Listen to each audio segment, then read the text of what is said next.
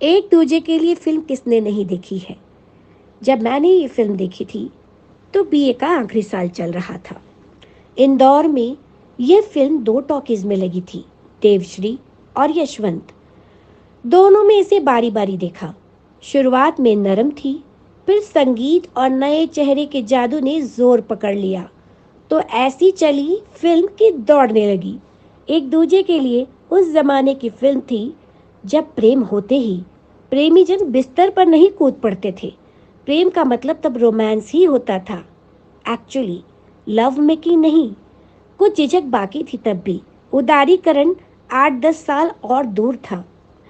खैर, प्रेम कहानी के दर्शक हर 5 साल में बदल जाते हैं। रोमांस को हमेशा नई नई तरह से पेश करने की चुनौती सामने आती है। चेहरों की ताजगी ही नहीं, रोमांस की भी ताजगी चाहिए। ये बात आप मेरी अवश्य मानेंगे। दिल के तार झंझनाता मांगता, समझिए कि टेम्पररी पंख लग जाए, किक लगे और सपनों को स्टार्ट मिल जाए। अगर ये सब हो गया तो फिल्म हिट होनी ही है। इसलिए म्यूजिक लोकेल, ताज़ा चेहरे, दूर कहीं लकड़ी या शीशे का मकान, और स्क्रिप्ट में पीढ़ी और प्रेम का एक नया व्याकरण चाहिए। जो एक बार चल गया तो वो दोबारा नहीं चलेगा। यहाँ खूबसूरत लोकेल था। यूट्यूब पर लता का वो जो गीत था, तेरे मेरे बीच में कैसा है ये बंधन अनजाना।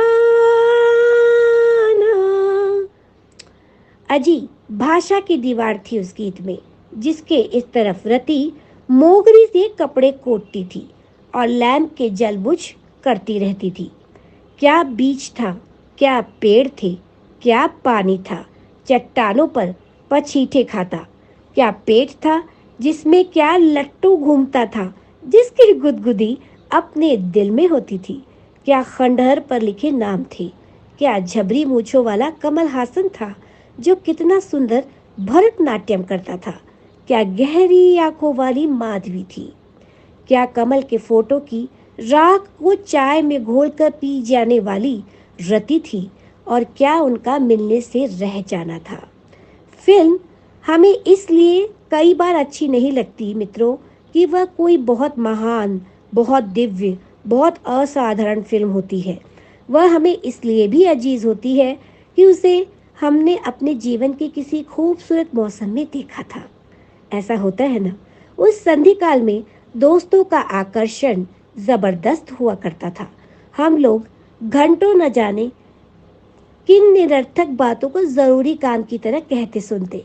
छोटी ग्वाल टोली में रहने वाले हमारे एक दोस्त के पास स्पीकर्स वाला टेप था जिसे डेक कहते थे।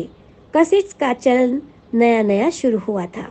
सबसे पहले बाला सुब्रमण्यम की आवाज वाला तेरे मेरे बीच में का उदास वर्जन वही सुना था। वासु और सपना, सपना और वासु और हम 40 साल बाद भी लता जी के गाए तेरे मेरे बीच में का शुरुआती संगीत सुन के मन में कुछ झंझनाता है, खड़खड़ाता है।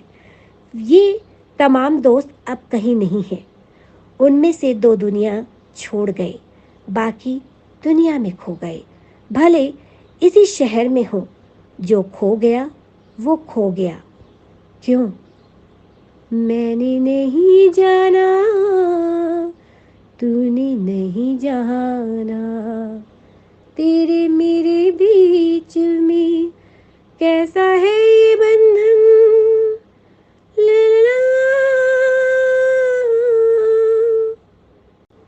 तो बॉलीवुड में आज इतना ही। हम बॉलीवुड में फिर से मिलेंगे, बॉलीवुड की कोई अन्य फिल्म या अन्य किस्सा, यानी कि दिलचस्प किस्सा लेकर आपके सामने। तब तक के लिए नमस्कार।